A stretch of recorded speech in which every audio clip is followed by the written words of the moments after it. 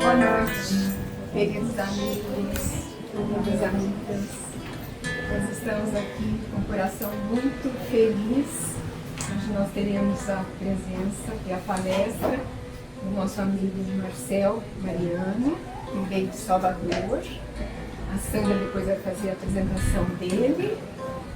E é com muita alegria que nós o recebemos. Tem alguém que está vindo pela primeira vez? Seja bem-vindo. Muito obrigada. Ele aqui também. Seja bem-vindo. Sejam bem-vindos.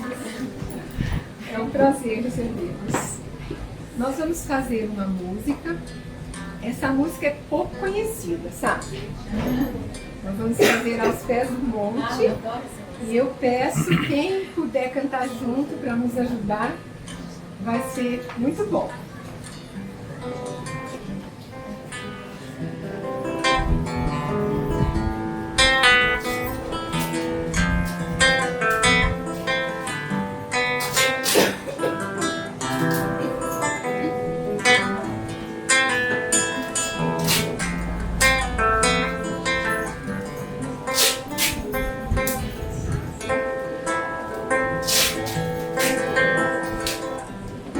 Sentimento me ronda, não sei dizer, tudo é novo pra mim.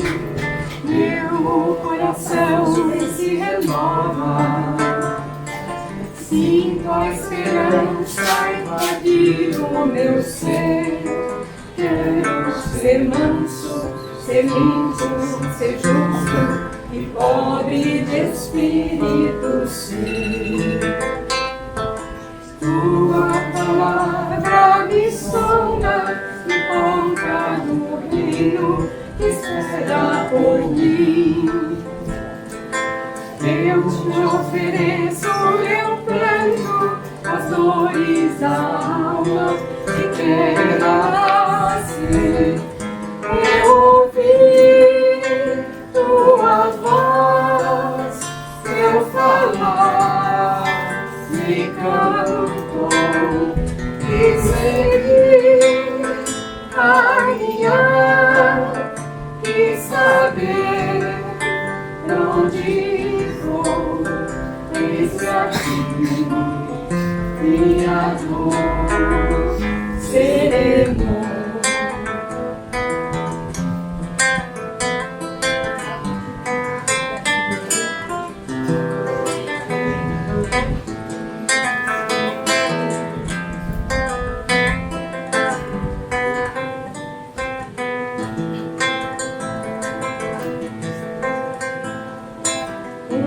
Sentimento me ronda, não sei dizer, tudo novo pra mim. Meu coração se renova, sinto a esperança invadir o meu ser. Quero ser manso, ser limpo, ser justo, pobre de espírito ser. Tua palavra me sonda, encontra no reino que espera por mim. Eu te ofereço meu planto, as dores da alma que quer ser. Eu ouvi tua voz, eu falar, me cantou e segui, caminhar e saber onde vou. Eis-me aqui, minha voz sereno.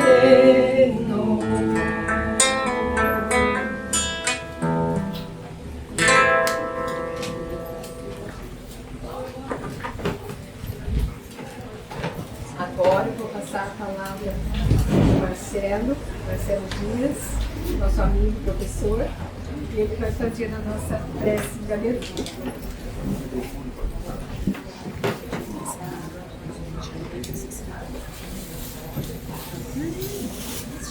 Boa noite a todos. Boa noite. Então vamos orar.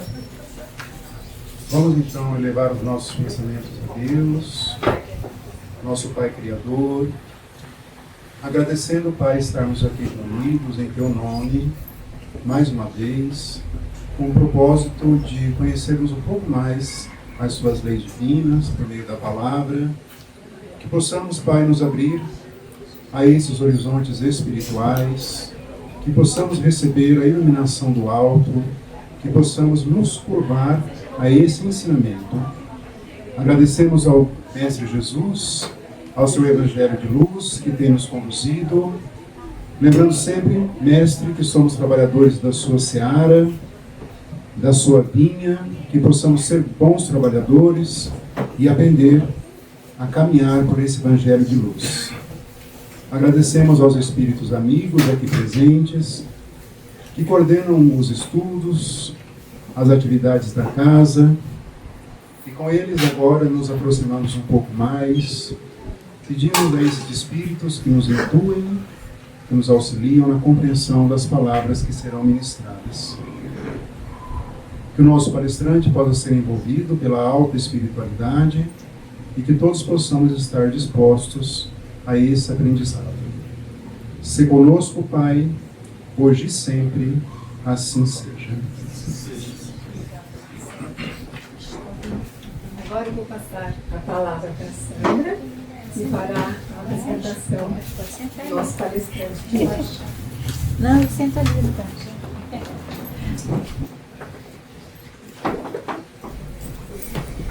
Boa noite a todos. Boa noite. Luz e paz nos corações, né? Uma alegria estarmos aqui.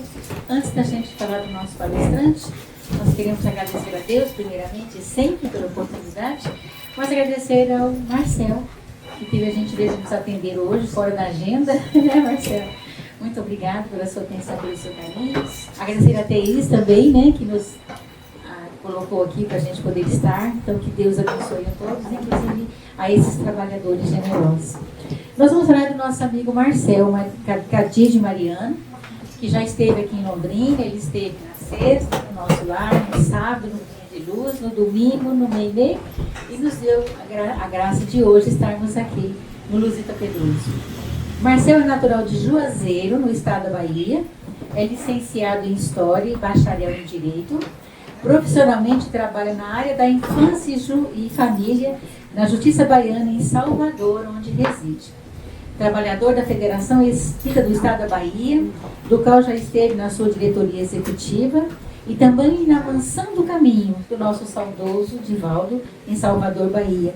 Voluntário também do movimento Você e a Paz, criado pelo médium espírita Divaldo Franco. Médium e palestrante espírita há mais de 45 anos, já visitou vários países na Europa, esteve também nos Estados Unidos, levando a mensagem do Consolador prometido a vários corações. Visitou quase todos os estados brasileiros em congressos, palestras e seminários, sempre com alegria e entusiasmo, nos deixando seu aprendizado referente à doutrina espírita. Nos últimos 6 anos, colaborou com grandes textos O Espírito Marta, trazidos pela sua psicografia, onde foram objeto de estudos em vários grupos de casas espíritas do Paraná. Seus textos renderam frutos também ao programa Momento Espírita. No Paraná esteve pela primeira vez em 2014, nas cidades de Maringá, da 7ª URI, e a cidade de Paranacite, Paranavaí, da 8ª URI. Nós somos 16ª URI. Para quem não sabe, a gente é 16ª URI, ligada à Federação Espírita do Paraná. Em 2021, fez uma jornada virtual, onde esteve efetuando palestras na cidade de União da Vitória, Venceslau Braz, Maringá, Telêmaco, Borba, Cianorte, São Mateus do Sul, Cascavel, Moarama, Curitiba, Paranaguá, Guarapuava e Ponta Grossa. Em 2025, está conosco novamente. Segundo ele, 14 cidades do Paraná, Mato Grosso do Sul mais 3 cidades e São Paulo mais 5 cidades, terminando a sua trajetória do mês de outubro inteiro. Trabalhou os 30 dias de outubro, terminando aqui, no Lusita Pedroso, em Londrina. Querido amigo Marcel, seja bem-vindo a essa casa, que os amigos de luz o acompanhem no Oriente e que nós possamos entender as suas colocações e nos absorvermos com a sua palavra. Seja bem-vindo.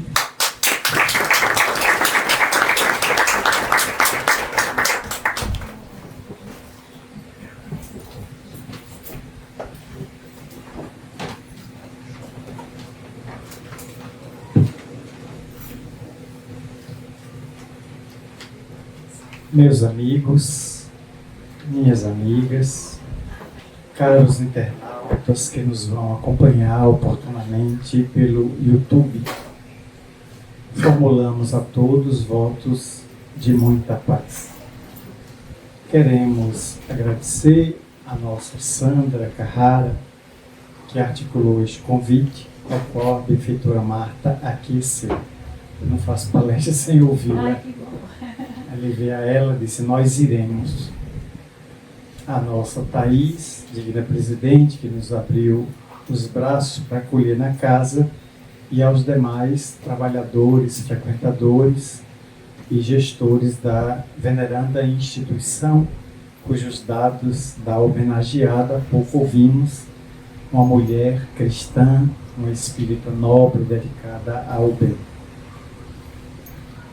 Nós inicialmente gostaríamos de trazer alguns convites. Quem ainda não foi a Salvador, já encontrei uma baiana aqui, nascida em Salvador, mas criada em Itabuna, e em 2027, não é o ano que vem, em 2027, daqui a um ano e meio, Salvador vai sediar nos dias 30 de abril, sexta-feira, 1 e 2 de maio de 27, o Congresso Espírita Mundial. A previsão é que tenhamos 10 mil pessoas, capacidade total do Centro de Convenções de Salvador. É o Centro de Convenções da Prefeitura. O Estado não tem Centro de Convenções, mas a Prefeitura tem um na Boca do Rio, bairro tradicional, onde há mais de 40 anos, João Paulo II celebrou uma missa para 1 milhão de baianos que foram vê-lo quando da sua primeira visita, aquele Papa já desencarnado, ao Brasil, passando por Salvador. Então, nesse Congresso Mundial, a Federação Espírita Brasileira e o Conselho Espírita Internacional, SEI, pretendem homenagear o centenário de Divaldo Pereira Franco, porque ele é de 5 de maio.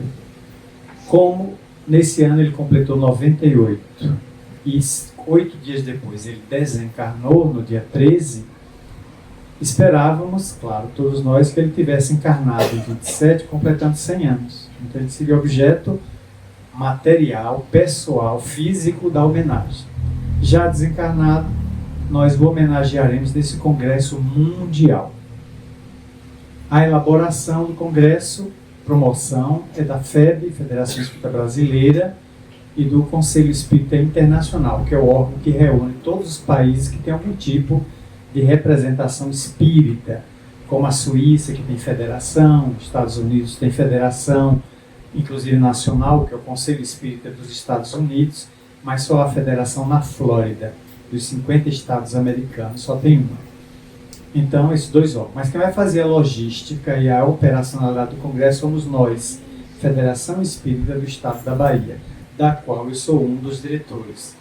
Porque a federação na Bahia não é mais diretoria executiva, é colegiado. Somos 7 diretores. Não existe mais a noção de hierarquia. Pulverizamos para todo mundo ser diretor. Tá? Mesma função, mas nos distribuímos conforme as capacidades. Então somos nós que vamos operacionalizar esse congresso. E as inscrições já estão abertas. Só entrar no site da mansãodocaminho.com.br e ver lá que há um link azul, Congresso Espírita Mundial. Então já vai descobrir que a inscrição custa hoje R$430, que podem ser diluídos em 10 prestações de R$43. Daqui a 10 meses esse congresso está pago, inscrição. O resto é passagem, hospedagem e dinheiro para o acarajé e para a Coca-Cola. Então, serei anfitrião de vocês em abril, sexta-feira, dia 30, sábado e domingo de maio, abertura do Congresso Espírita Mundial. Tanto que na sexta-feira, na abertura, o cantor e compositor Nando Cordel, conhecido no Brasil todo, estou de volta pro meu, é dele. Só uma das centenas e milhares de músicas que ele já compôs.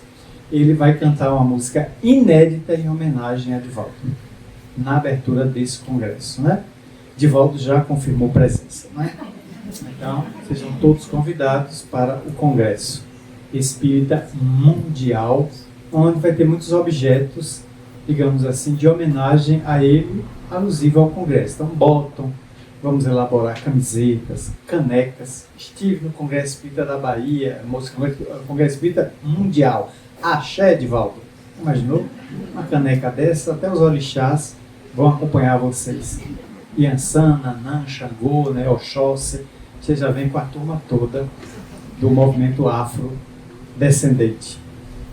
Após isso, nós estamos voltando quinta-feira a Salvador, porque vamos agora para o nosso Congresso Espírita Baiano.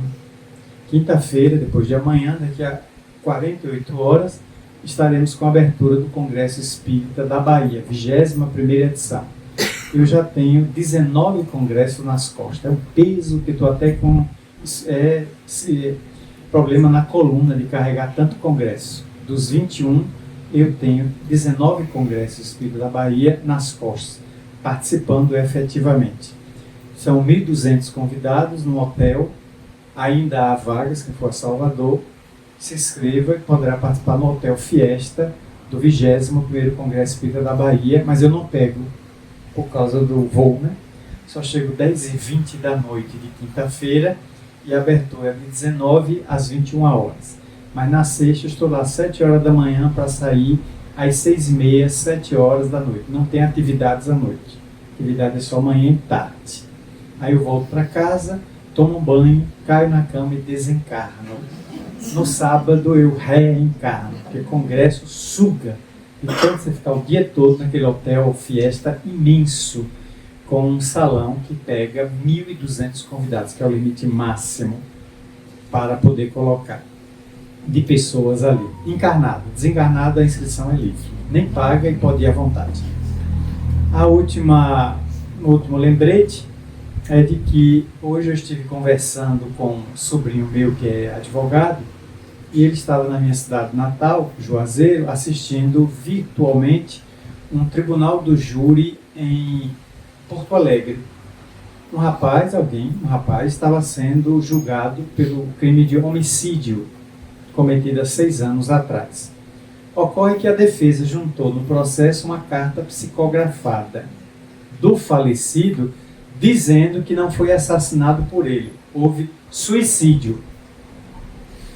Epa, coisa...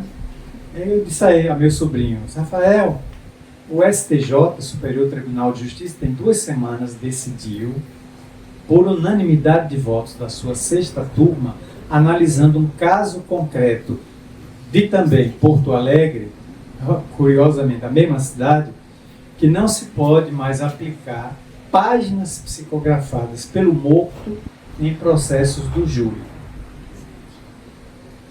Tem efeito vinculante. Aí meu sobrinho, que é criminalista, um dos melhores do norte da Bahia, ele então diz, não tem efeito vinculante. Se apreciou aquele caso específico, mas isso gera jurisprudência.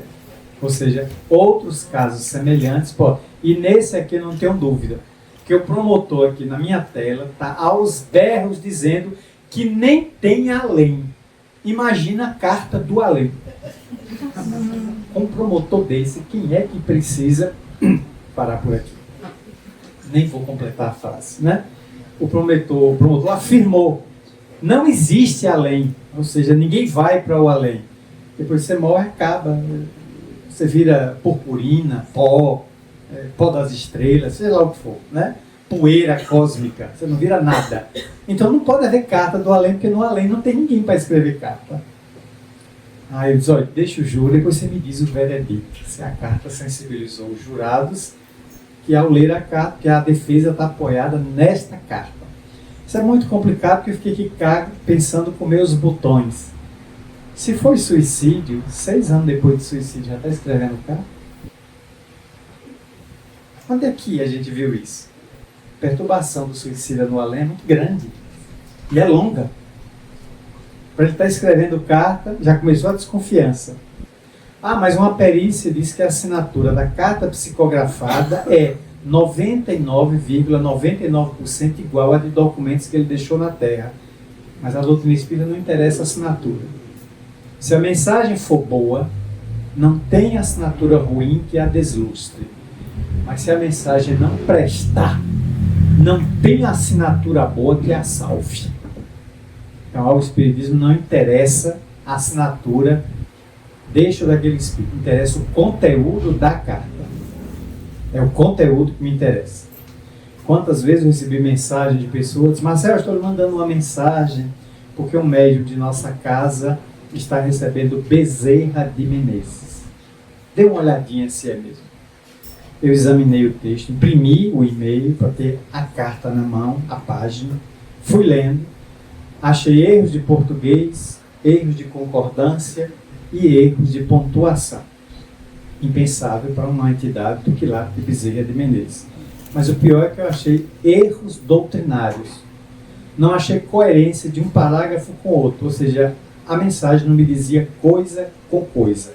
Era um amontoado de frases desconexas. Eu poderia ter feito um parecer bem longo, mas como sou baiano, preferi síntese. Minha amiga, eu não examinei uma página de Bezerra de Menezes. Provavelmente quem a escreveu foi a Bezerra do Menezes. Nunca mais eu recebi página de ninguém. Encerrei o assunto.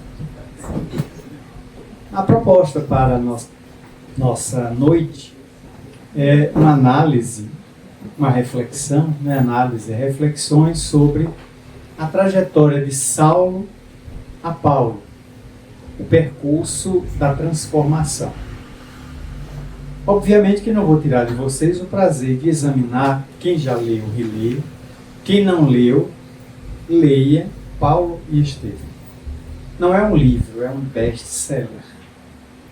Porque para obter esse livro, Emmanuel, o benfeitor espiritual, o mentor do Chico, solicitou a Paulo das regiões felizes, onde se encontra, que rememorasse sua vida, recordasse sua existência.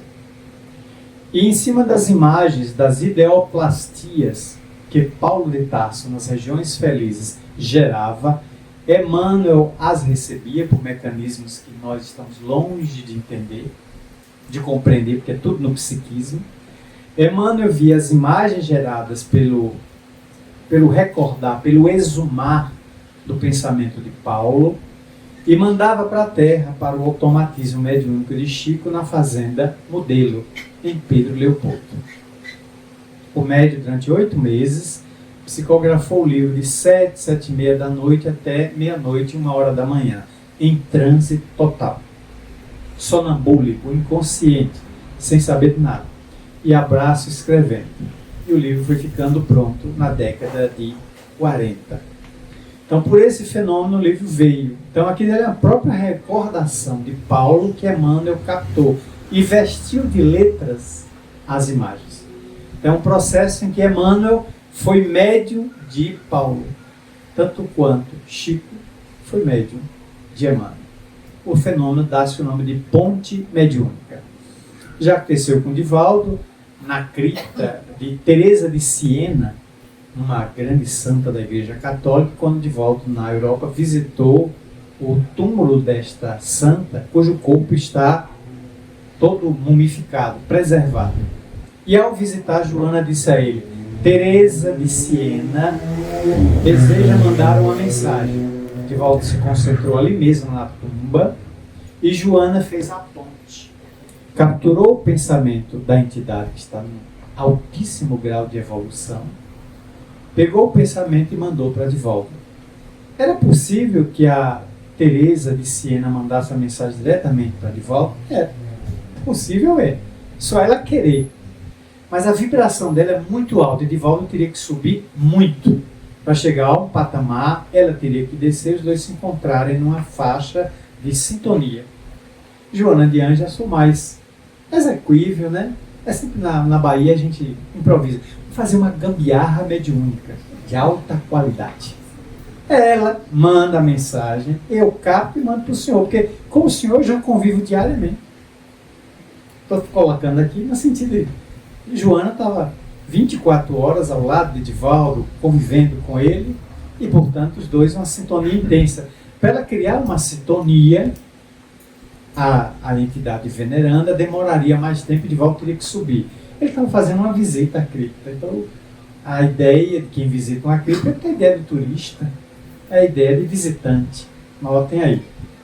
Portanto, assim o livro se materializou para nos demonstrar primeiro a infância não a infância de Paulo, porque já se encontra ele adulto, doutor da lei, ao lado de um colega, um amigo desde a infância, e já formado sob os labores de Gamaliel, sendo ele um dos doutores, com um dos verbos mais fecundos e da facúndia mais fácil e mais enriquecedora que se tinha naquele período da cultura dos hebreus, dos antigos hebreus, agora judeus, israelitas. Então, portanto, eles dois conversam, esses dois personagens no início do livro, conversam sobre coisas e Dr. Saulo de Tarso, no nome até ali, sai para os seus quefazeres. Na função de doutor da lei, ele é intérprete do Torá. O Torá, para quem não conhece, são os 5 primeiros livros da Bíblia, né? Gênesis, Número, Levítico, Deuteronômio e um outro, né? Mais um 5º livro. São atribuídos a Moisés, conquanto historicamente, eu como historiador tenho dúvida, porque em Deuteronômio Moisés já estava morto e o livro está escrito. Então, ou ele psicografou Moisés depois de morto, ou então alguém complementou o livro, porque historicamente não dá. Moisés já tinha desencarnado no Monte Nebo, aproximadamente com mais de 100 anos de idade. Então, o livro. Mas a Bíblia é um livro escrito por mais de 50 escritores. Temos o Velho Testamento e o Novo Testamento. Ocorre que está traduzido em mais de 1000 idiomas, em mais de centenas de línguas pelo mundo todo, né? E ele tem versões as mais variadas. Eu tenho em casa 3 a 4 Bíblias de editoras diferentes. E o mesmo capítulo, o mesmo versículo tem maneiras diferentes de ser escrito. Eu tenho uma da editora Paulina, que é da Igreja Católica. Eu tenho dos Gideões, outra Bíblia da Torre de Vigia. Então, cada uma delas tem versões diferentes, porque sempre cada um está dizendo que a tradução ali é dos originais. Ora, a língua que Jesus falava era o aramaico, que era um dialeto oriundo do Galileu.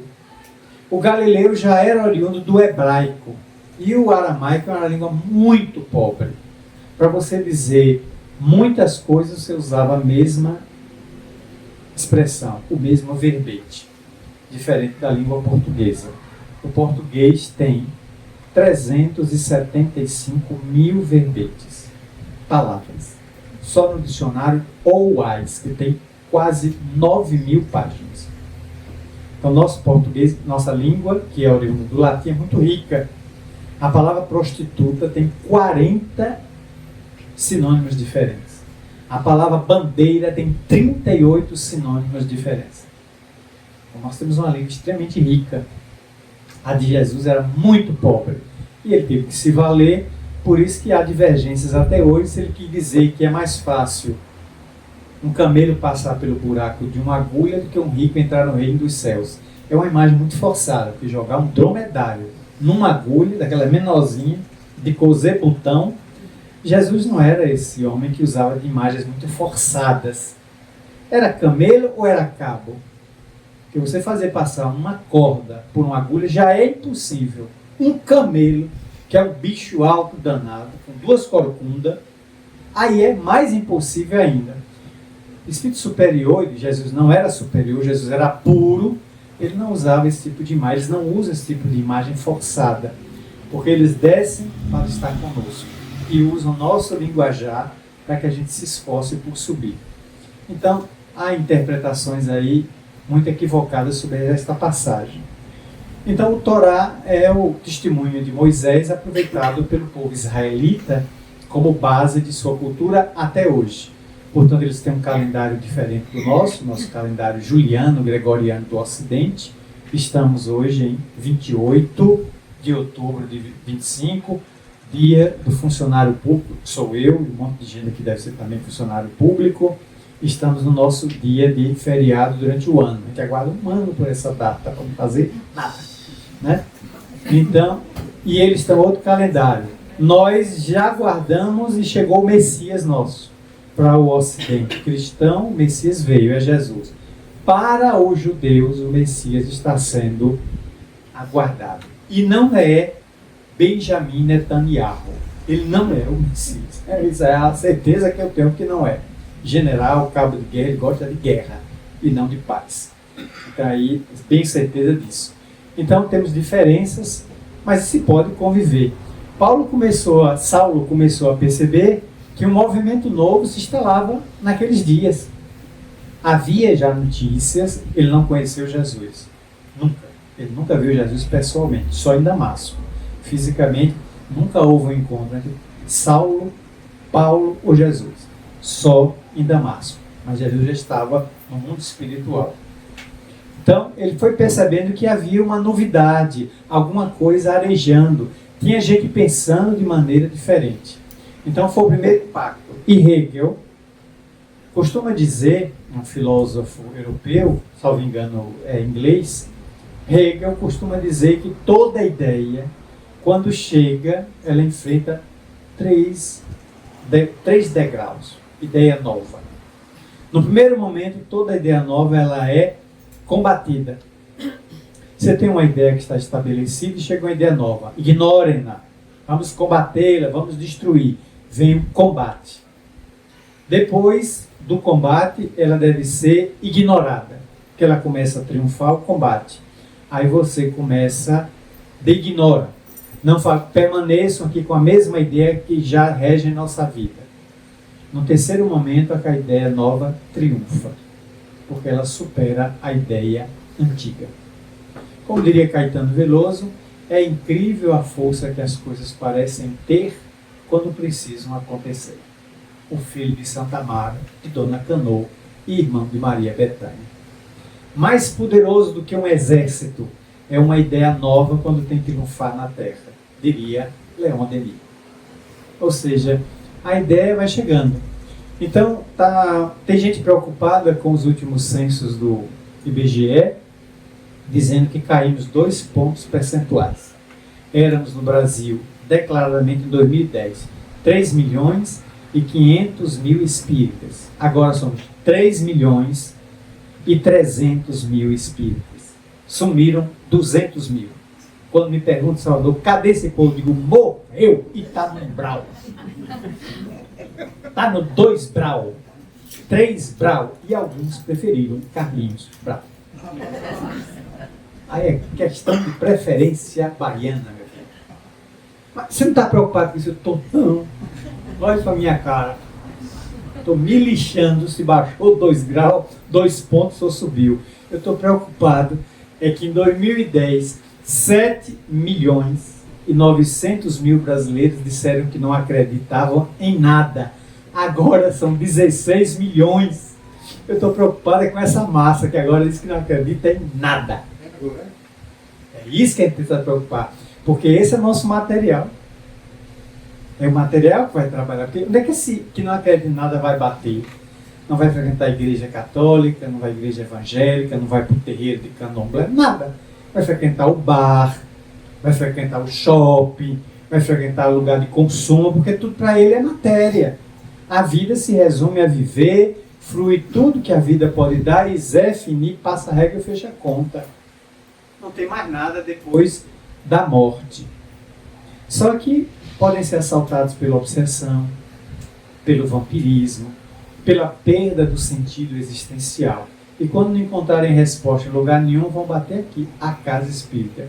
Estamos preparados para receber Esses que não acreditam em nada, que Allan Kardec foi de uma sutileza, de uma agudeza incrível. Antes de tornares alguém espírita, fazei-o primeiro espiritualista. Então, trazer uma pessoa que não acredita em nada para o espiritismo é a pior violência que se pode cometer contra essa pessoa. Porque ela nem acredita que ela é um espírito. Tem que botar primeiro na frente, não é ela dentro do centro espírita, é ela na frente do espelho. Você enxerga ali, você é um espírito. Se vê primeiro. Admitir que ele vai sobreviver à morte. E se ele não aceitar isso, nossos fundamentos para ele é nada. É zero à esquerda. Então, nós temos que começar a conceber isso. A pessoa tem que primeiro admitir que além da matéria tem alguma coisa. Filosoficamente. Depois é que o espiritismo chega. Senão é uma violência contra essa pessoa. Por isso mesmo, naquele ambiente a ideia nova começava a arejar.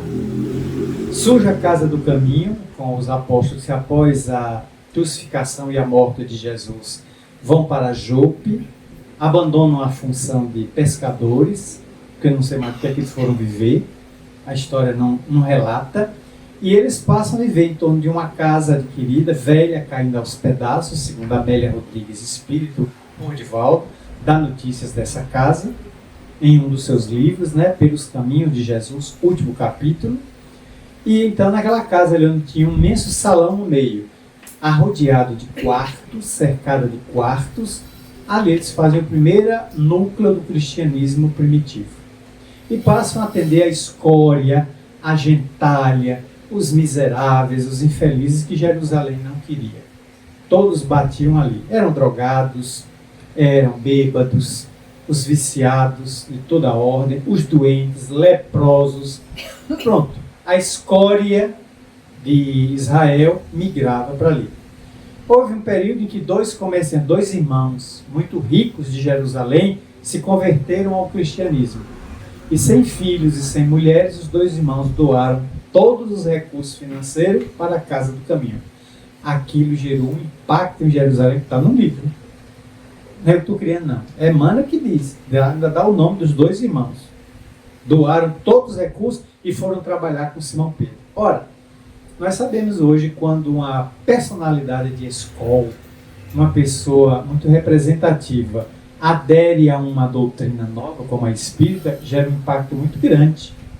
Um médico famoso que, examinando EQM, estado de quase morte, afirma que depois da morte tem vida. Aí escreve um livro, né? Muitas vidas, muitos mestres. Muitas vidas, muitos mestres. Brian Weiss. Brian Leslie Weiss. Psiquiatra famoso, renomado nos Estados Unidos. Examina uma paciente, Catherine, possuidora de fobias e transtornos. Não consegue curar ela com as técnicas da psiquiatria. Houve colegas que recomendam aquele estudo TVP, terapia a vivências passadas, não a vida passada. Vida a gente só tem uma.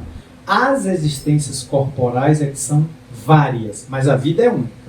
Então, terapia a vivências passadas ou pretéritas, e ele com a nova ferramenta na mão leva a Catherine à hipnose.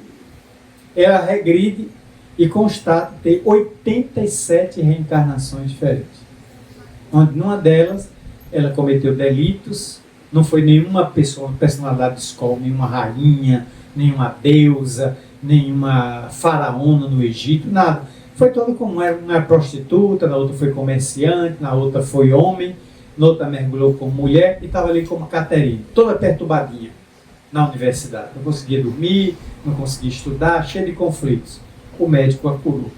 Escreve um livro que abalou a opinião pública americana. Muitas vidas, muitos mestres. Até hoje, ele está praticamente afastado do grande circuito de psiquiatras americanos. Que ele se rendeu a esse povo que pensa espiriticamente. É assim. Aquele cientista, aquela personalidade é anulada. Que a academia, estou falando aqui meio como se o meio acadêmico, não quer que essas ideias penetrem. Então, quando um promotor, em pleno tribunal do júri, grita, essa prova não vale nada. Se não existe nem além, como é que pode haver carta do além? dizer isso em plena tarefa, em pleno munus do Ministério Público, é o munus da acusação, da perseguição persecutória, mostra que o promotor pode ter grandes méritos em dominar o direito penal. Não entende patavina de religião e deve ser um homem muito ignorante na área de filosofia, de paranormalidade, quando não deveria. Pela postura que tem, deveria ser alguém que deveria estudar mais também esses outros aspectos. Não para se render, mas para entender o argumento do outro, depois contra-atacar de uma melhor maneira. Essa é meio vazia. Mas isso nos demonstra, portanto, que a ideia se espalhava por aquele período e demonstra que eles estavam pensando novo. Casa do Caminho inaugurava um novo período e não era em homenagem a Moisés, conquanto Moisés não fosse deslustrado. Porque lá dentro existia um apóstolo profundamente vinculado a Moisés, Tiago. Em momentos que a Casa do Caminho foi visitada por fiscais do Sinédrio, Tiago estava num quarto, de joelhos, orando com o Torá aberto. Quando o pessoal fiscal viu, ele disse, esse é nosso. E entrevistou ele de maneira áspera. São os teus amigos? Tiago teria respondido, não me consta que a lei antiga proíba a gente de ter amigos. Aí, olha o poder da argumentação. Aí a turma que ia aprender disse, não existe nenhum artigo. Aí se afastaram. Tiago, portanto, era a vinculação da Casa do Caminho com o Sinédrio. E também houve uma visita de Gamaliel, o próprio preposto de Saulo, que pediu permissão, condição, e foi otorgada a ele, para visitar aquela casa para fazer uma espécie de relatório. Foi, e foi impactado, porque encontrou um velho amigo de infância apodrecendo ali numa doença. Lisandro, você por aqui? Oi, Gamaliel. Como é que você veio parar aqui? Todos os amigos e os familiares me abandonaram depois que a doença apareceu e os irmãos da Casa do Caminho me acolheram. Aqui eu encontrei paz, harmonia, amizade. E fez um relato que comoveu Gamaliel. Gamaliel ouviu o amigo, examinou de que eles cuidavam das viúvas, dos órfãos, dos meninos pobres, dos homens embriagados, dos foragidos, todos por ali. Ele voltou e só disse, o relatório dele foi um dos mais sucintos que eu já vi na vida. Judeus, se aquela casa não for de Deus, não nos preocupemos, ela por si só vai cair. Mas se a casa for de Deus, quem dentre vós vai pelejar contra Deus? Quem quiser que responda. Diz que o Sinédrio ficou em silêncio. E dali em diante, Gamaliel conseguiu evitar que o Sinédrio de Jerusalém, a principal sinagoga do país, fustigasse a Casa do Caminho.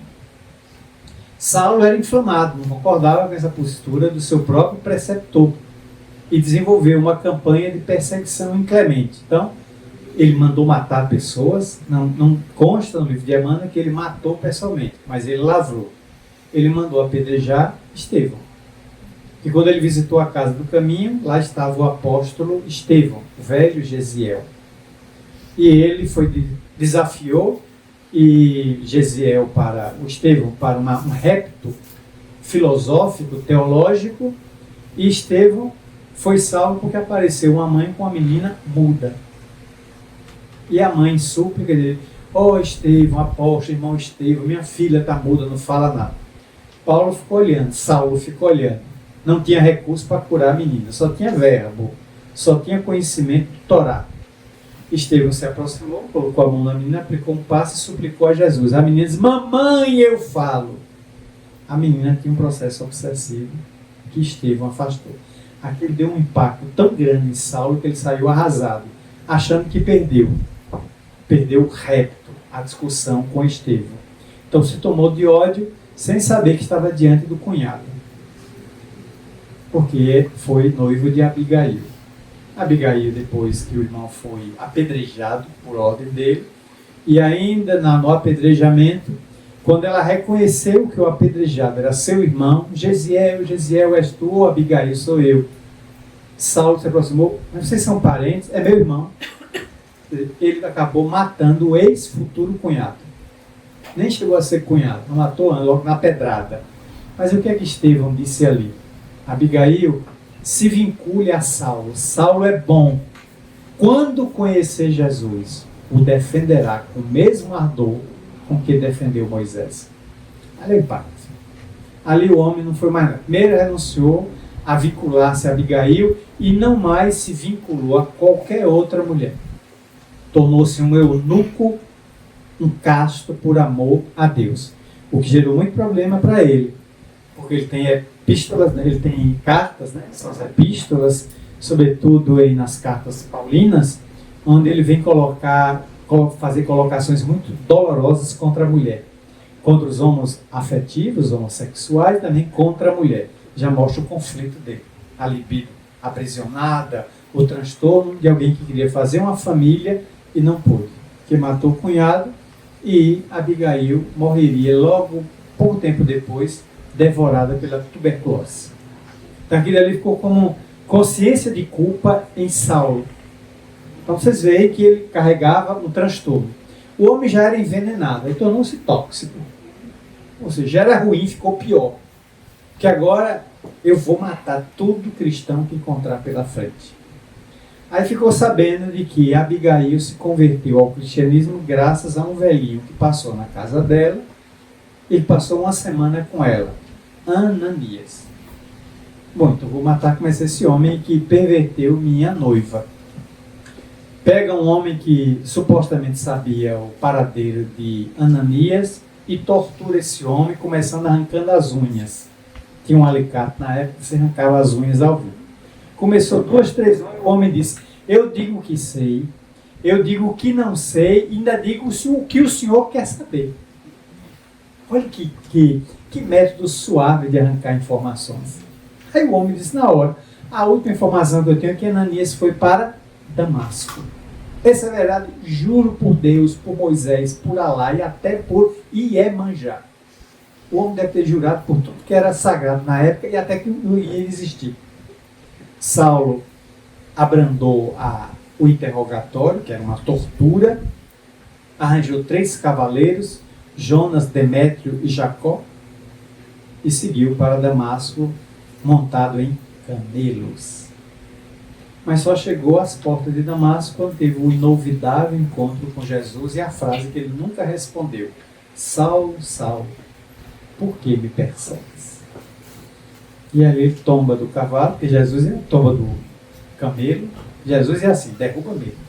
Derrubou ele do dromedário e ele passou então a fazer uma reflexão. Mas Jesus, mais do que isso, derruba e ainda torna ele cego. Ver que trabalhar com Jesus não é brincadeira, né? É, o Cristo gosta da gente, mas quando pega firme. Molda logo a pessoa, né? Cego, ainda derrubou na areia. Entrou, ficou sozinho, 3 dias numa estalagem. Nem o amigo Sadoc, seu melhor amigo de infância, que vivia em Damasco e era doutor da lei, quis recebê-lo. Ao saber que ele tresvariava, só falando que tinha visto Jesus, prefiro não recebê-lo na sua própria casa, estando em Damasco. Saulo então tem que ficar numa estalagem. Quando ele recebe a visita de quem? Ananias. A ovelha vem visitar o lobo. E aí aplica bioenergia, remove as escamas e ele volta a enxergar, porque Jesus assim o queria. Curado agora pelo Cristo, ele se rende incondicionalmente. Temos aí a mudança interna. Saulo mudou de comportamento, ainda não mudou de nome. Só mais adiante é que Pedro vai sugerir que ele latinize o nome. E como ele era cidadão romano, nascido em Tarso, um promontório da Grécia, ele então tira o S e coloca o P, porque Paulus com U é nome romano. E essa prerrogativa de ser cidadão romano, para ele foi um verdadeiro habeas corpus, que em vários momentos ele conseguiu se safar de prisões alegando: eu sou cidadão romano, sem documento nenhum. Isso, na época valia o fio do bigode. Né? Hoje em dia você tem que apresentar CPF, RG, né, CREMEB, OAB, um monte de carteira e ainda desconfio. Você não é quem eu estou achando que é. Então você acha que eu sou quem? O Corcunda de Notre Dame? Pelo amor de Deus. Está aí os documentos, examine. Na época, valia dizer, eu sou cidadão, não queremos problema com Roma, solta o homem. Ele se livrou, mas teve lugares que ele ficou preso 2 anos, em cadeias infectas, que era um buraco praticamente no chão. Apanhou em outros lugares, tomou chicotadas, e de algumas cidades ele teve que sair corrido, sob pena de ser apedrejado, como em Filipos, onde ele desmoralizou uma pitonisa que todo dia vinha para onde ele estava com Barnabé e os elogiava. Ouçam-nos, são anjos que a divindade envia. Barnabé achou aquilo uma delícia, massagem no ego. Mas Paulo desconfiou da mulher. Fez uma pesquisa na cidade e concluiu que ela era uma médium instigada por uma quadrilha do mal no além e aproveitada por uma quadrilha na cidade que ganhava dinheiro pelas faculdades da moça. Paulo aguardou um sábado, quando começou a pregar, a moça apareceu. Mediunizada, os elogiou. Paulo desceu do banquinho que estava e foi para ela e disse: proíbo-te de estabelecer confusão entre os homens. Não somos anjos, somos homens lutando contra as próprias imperfeições. Sai desta mulher e não volta mais. Trancou a mediunidade da mulher na hora. Ela perdeu a mediunidade e a renda da turma caiu. A turma que cercava ela e se aproveitava dela avisou: ou sai da cidade, ou você se encontra com Jesus amanhã. Aí Paulo foi-se embora para não morrer ali, junto com Barnabé, porque era muito perigoso ficar naquela cidade. Nós temos aí a transformação. Até Damasco, nós temos o perfil de um homem clemente, perseguidor. De Damasco em diante, temos alguém se preparando 3 anos no oásis de Dan. 3 anos ele ficou como tecelão, fazendo meditações à tarde e à noite, para se preparar para a tarefa que competia fazer. Depois, viajar 25 mil quilômetros a pé, até na Península Ibérica ele esteve, ou seja, Espanha e Portugal. Teve em Atenas, teve na Grécia, e foi na Macedônia, seria hoje a Iugoslávia, o país, teve na Macedônia e depois foi a Roma. No máximo, o que ele podia utilizar do inuendo dos pés era barcos. Onde tinha rio ou mar, ele utilizou barco para chegar. Ali ele conheceu Lucas, o apóstolo que depois iria escrever o 3º evangelho, e João, evangelista, o 4º. Então nós temos uma funda transformação daquele homem no contato com Jesus. Damasco foi o impacto que o alterou completamente, o levando agora a uma outra ideia. A dúvida talvez nossa, a interrogação, seja: se Jesus sabia que aquele homem era inclemente perseguidor do cristianismo nascente, por que investiu nele? Jesus tinha 12 apóstolos. Judas cometeu suicídio, entrou Matias, recompôs os 12. Nenhum dos 12, porque 10 eram judeus, nenhum dos 10 se abalançou, se prontificou a pregar o evangelho fora das fronteiras de Israel. Estava preso ao orgulho da raça. Vamos pregar aqui. A quem era mosaico. Adepto de Moisés, gravitando para Jesus. Mas aos gentios, que eram os não-judeus, partos, romanos, fenícios, gregos, egípcios, ninguém. Aí Jesus percebeu que aquele homem tinha fibra para isso. Foi por isso que Jesus, esse é o vaso escolhido. Agora, antes de jogar a essência divina em Paulo, Jesus teve que fazer uma lavagem do vaso que estava imundo, de ódio, de rancor, de mágoa. E aí Jesus fez a lavagem em Damasco e nos 3 anos de meditação, a preparação, para depois jogar ele com Estevão dando suporte no além. Já estava desencarnado, a noiva mais anônima, mas Estevão presentemente assessorando Paulo por onde ele andou, dando-lhe a ele as admoestações, as inspirações, e ele dotado de faculdades mediúnicas exuberantes, psicografia, psicofonia, materializações, voz direta, clareaudiência, clarividência, nos momentos certos, ele então pôde colaborar enormemente como ferramenta do alto. Já não sou eu quem vivo, é o Cristo que vive em mim. É o momento ápice, quando ele faz uma descentração, expressão de André Luiz Peixinho, saudosa memória, ele se descentra para centrar-se no Cristo. Ali o ego sob domínio total do self. E ele se identifica com a consciência cósmica. E dali em diante serve até ser decapitado em Roma por Tigelinos, o prefeito dos pretorianos, esbirro de Nero, que era um psicopata, megalomaníaco, incendiário, tudo que não presta era Nero. Matou a mãe, matou 2 esposas, mandou incendiar a cidade. Totalmente um psicopata, porque é alguém diferente ao sofrimento do outro. Paulo ficou 2 anos prisioneiro na cidade, sem tornozeleira eletrônica, mas prisioneiro domiciliar. E um dia o Carrasco apareceu lá e disse: tem que fazer isso. Levou, cortou o pescoço dele, tremendo, o que levou Paulo ainda a dizer ao final: cumpra com o seu dever, porque o meu eu já cumpri. E seu dever é cortar meu pescoço. Não fique tremendo, não. Cortou o pescoço do homem, ele entra no mundo espiritual, e o último capítulo reitera que quem recebeu ele foi Gamaliel. O velho mestre vem recebê-lo. Depois, Abigail e Estevão, com no meio Jesus, que desce das esferas mais altas para o acolher. A cena foi tão forte que o Chico declarou a amigos, e está em biografias, que ele desmaiou. Ele estava fora do corpo, vendo as cenas projetadas por Emmanuel, e ele não aguentou a beleza da cena. Jesus, Abigail e Estevão viram receber Paulo e o Chico desmaiou. O que importa, no desmaio de Chico, no mundo espiritual, a psicografia para, porque o corpo fica sem comando do espírito, que é dono do corpo.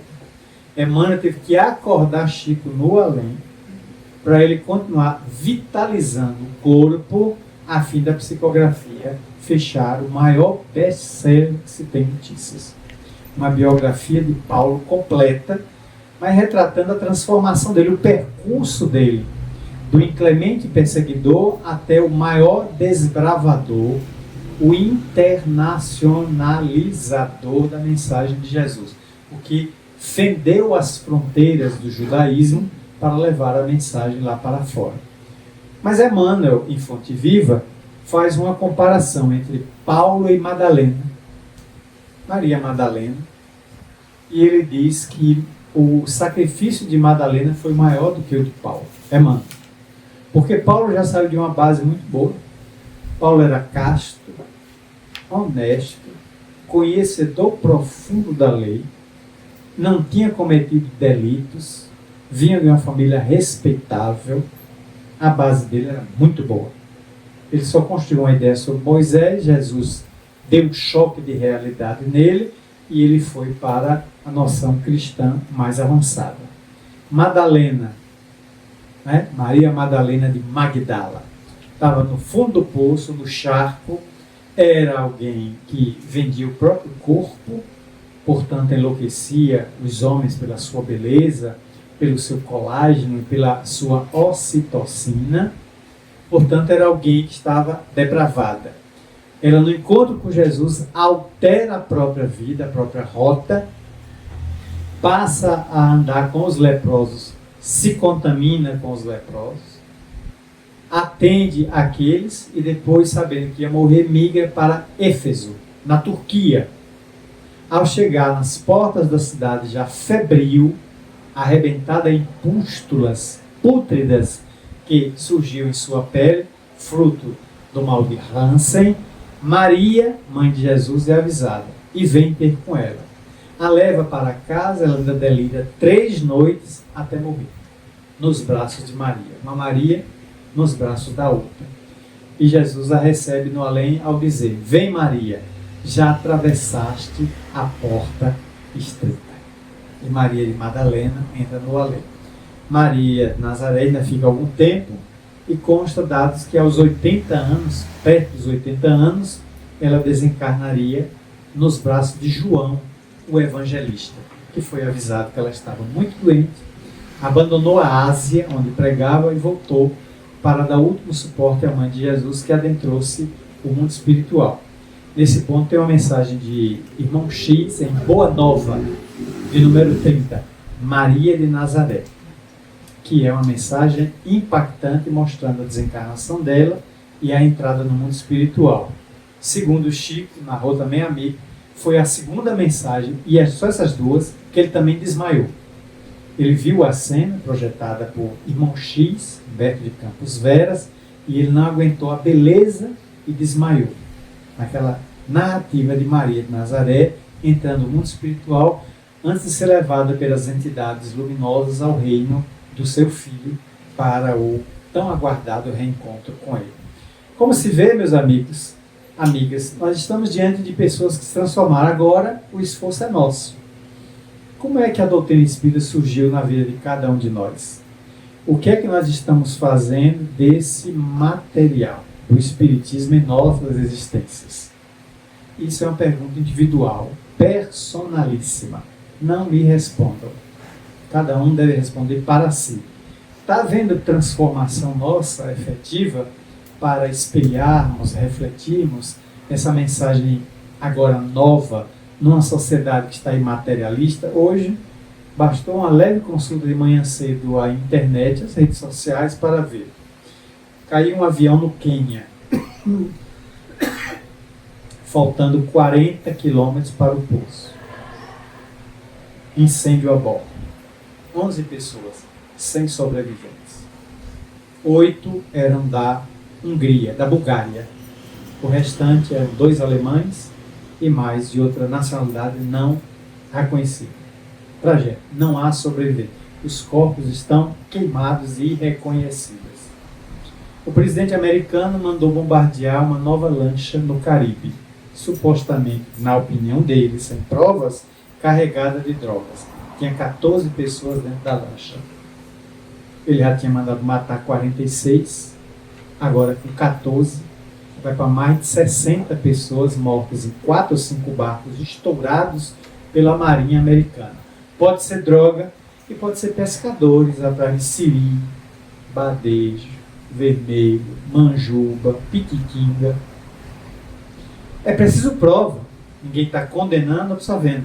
Eu não posso encontrar um barco e detonar sem antes saber se tem dentro haxixe, maconha, heroína, cocaína ou peixe, camarão, que eu vou comer depois na minha mesa. Foi estourado. E aí vai se surgindo, vai se somando uma tragédia atrás da outra. E ontem a mega operação no Rio de Janeiro. Já tem 60 pessoas mortas. Uma mega operação da polícia num dos morros do Rio.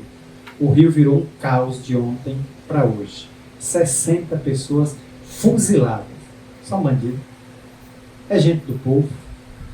É mulher, criança, filho. Ninguém sabe. Vai ser apurado. Nas próximas horas saberemos se essa limpeza, essa faxina, essa operação policial deu o resultado que se esperava.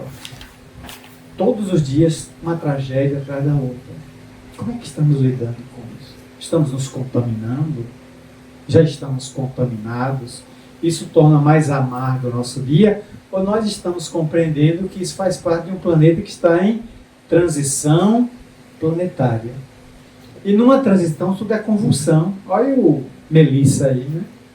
O furacão nas Bahamas. 280 km por hora. Mas está levantando até espírito desencarnado. Encontrar espírito desencarnado, arranca o perispírito e leva não sei para onde. Imagine ficar encarnado na frente. Está arrasando a Jamaica, se aproximando de Miami. Categoria 5. Só vai ter 5. Então, altamente destruidor. Deus queira que o alto transforme em chamada chuva tropical, tempestade tropical. É uma tendência que ele passa em montes e montanhas, ele perde força. Mas do jeito que vai no mar, não tem quem o detenha. Melissa. Nos Estados Unidos é o hábito. Cada furacão recebe o nome de um homem e de uma mulher. Essa é Melissa. O próximo que vier tem que ser nome masculino.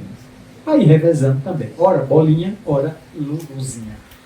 Mas a destruição que causa material é violenta e muitas vidas se perdem. Então estamos num planeta permanentemente sacudido por mudanças, por conflitos, por alterações, por catástrofes. materiais e morais. É a transição. A doutrina está exatamente nesse período. Ela veio exatamente para que nós, os espíritas, possamos trabalhar essa ferramenta junto às almas. Elas vão encostar aqui. Elas vão aparecer aqui na casa espírita. Já bateram em várias portas religiosas, não encontraram respostas. Buscaram e encontraram talvez, quem sabe, suponho, contudo, entretanto. Não quero esse tipo de resposta. Eu quero resposta para isso, para essa crise, para esse conflito, para esse suicídio, para essa morte, para essa carta psicografada.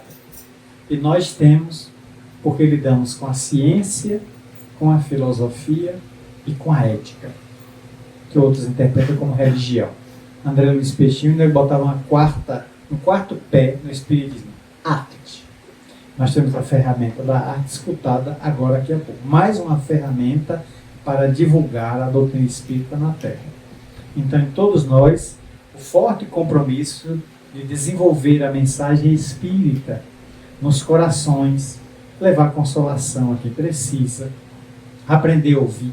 Eu nunca vi uma sociedade brasileira com tanto curso de oratória como agora. Eu estou atrás de um curso de escutatória. Se vocês encontrarem por aí, me indiquem. Vocês tomam um curso de escutatória. Encontrar gente que ouça o outro, porque todo mundo quer falar. Quase ninguém quer ouvir. Você está começando a contar alguma coisa, o outro interrompe e completa errado. E olha assim para mim, não foi isso mesmo? Não. Você não deixou eu falar. Está tudo errado a sua conclusão.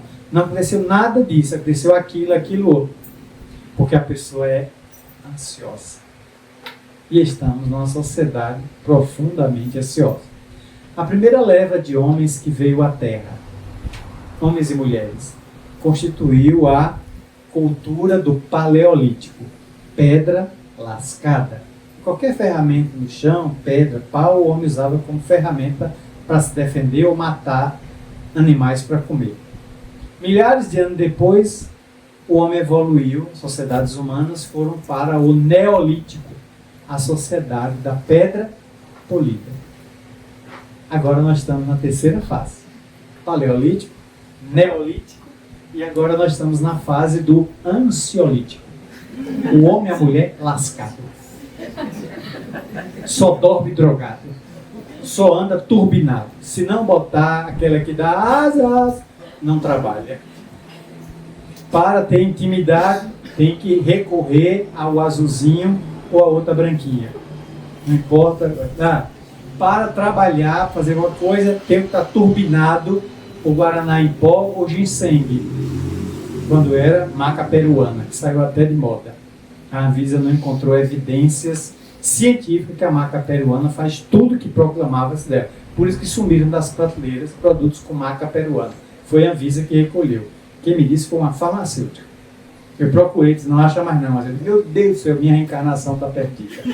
Se eu não achar a maca peruana, vou desencarnar. Vai não, eu tenho isso aqui. Aí me deu outra. Cafeína. Aí eu virei o bicho. Voltei de manhã até de noite. Eu estava querendo subir o Everest de costas com um saco de cimento na cabeça. Vocês acreditam? Por isso mesmo, nós estamos agora nessa nova fase, a ansiedade. A imensa ansiedade das criaturas humanas. Não dou tempo do outro terminar, eu quero concluir tudo. Esse relatório não é para hoje, é para ontem. Então me arranjo no túnel do tempo, que eu volto para encontrar com Tony Doug e Tony Phillips, né, do túnel do tempo, e faço o relatório e entrego ontem. Eu só posso entregar ou hoje ou amanhã. Nem peça para ontem. Ontem já foi. O amanhã vai chegar. Meu melhor dia é aqui e agora. Dessa maneira, trazendo essas reflexões ligeiras que nos ensejem nessa noite de terça meditar sobre nosso papel, que o papel do Espírito é a transformação, não esquecer Jesus Cristo. Meus discípulos serão conhecidos por muitos se amarem. Amar é o amor. Kardec cunhou outra frase. Reconhece-se o verdadeiro espírita pela sua transformação moral e pelos esforços que faz para domar suas inclinações infelizes, suas imperfeições. Não vamos corrigir o mundo, corrijamo-nos a nós mesmos. Por isso, recordo que esse é um momento de oração. É um momento de prece, é um momento de envolvermos o planeta num halo, numa aura que amenize essas crises e onde haja sombra, a gente possa acender qualquer luz. Porque um vagalume é mais poderoso do que 10 quilômetros de treva. Uma vela tem mais poder do que toda uma madrugada. E por isso, recordo uma prece que foi dita no livro dos Upanishads, um livro antigo do povo Veda, da velha Índia. Joana de Ângeles resgatou essa prece e escreveu um livro sobre ela, Plenitude. O livro Plenitude de Joana de Ângeles é todo em torno dessa prece. O discípulo então se aproxima de Deus para dizer: Senhor, ensina-me a transitar da treva para a luz, da mentira para a verdade e da morte para a imortalidade. Ensina-me a transitar. Pede humildemente ao Mestre que o ajude a transitar, porque o caminho é de todos, mas a caminhada é de cada um. Por isso, se eu pudesse encontrar-me com Deus, eu perguntaria a Ele: de que você é feito? Você não come, você não bebe, você não dorme e vive satisfeito. Por que você não fez a gente do mesmo jeito? Perguntaria também que dívida é essa que o homem tem que nascer para pagar. Está sempre chorando, está sempre a lamentar. Perguntaria por que uns nascem felizes, outros infelizes, cuidados no mesmo campo, criados no mesmo canto. Ó Senhor, quem foi temperar o choro e acabou salgando o prato? Que o Senhor nos abençoe e nos dê a sua paz. Muito obrigado a todos.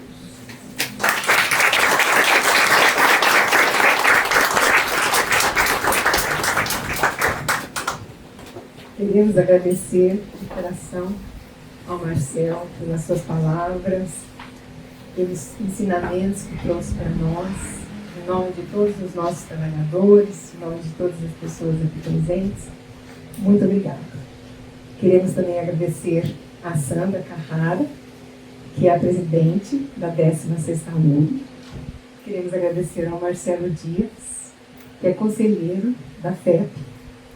Que todos nós possamos nos lembrar dessas palavras enriquecedoras para o nosso aprendizado, para o nosso crescimento.